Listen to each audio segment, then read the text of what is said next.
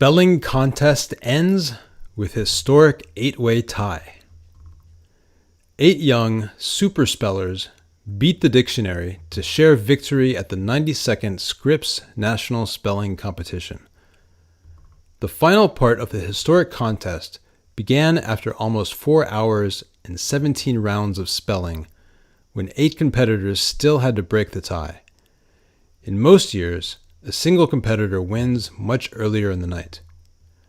There were so many strong spellers still remaining that the B officials began worrying that they did not have enough difficult words left to ask them. So, at the end of round 17, longtime word pronouncer Jacques Bailly announced, "Champion spellers, we are now in uncharted territory. We do have plenty of words remaining on our list, but we will soon run out of words that will possibly challenge you. The most phenomenal collection of super spellers in the history of this competition." Bailly then explained that all spellers tied after the 20th round would be named co-champions. By the end of round 20, there had been an 8-way tie. The happy group created their own word for their joint success, Octochamps. Each will receive a $50,000 prize. The competition started on Tuesday with 562 spellers from across the nation, U.S. territories, and 6 other countries: the Bahamas, Canada, Ghana, Jamaica, Japan, and South Korea. Officials say that while there have been co-winners in the past, there has never been as many as 8. The crowd reacted wildly as each competitor stepped forward and successfully spelled their own word in the final round. The winners are 6 boys and 2 girls, all between the ages of 12 and 14. Rishik Gandharshri is 13 years old and from California. His final word, Auslaut, is a German-based word that means the final sound in a word or syllable. He held his hands up and smiled after spelling it correctly. He was the first speller to become a champion. Next was Erin Howard, who is 14 and from Alabama.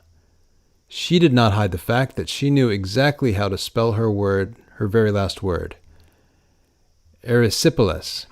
She put her hands to her mouth, took a deep breath, and then easily spelled the Greek-based word. She started to cry as her family cheered her on.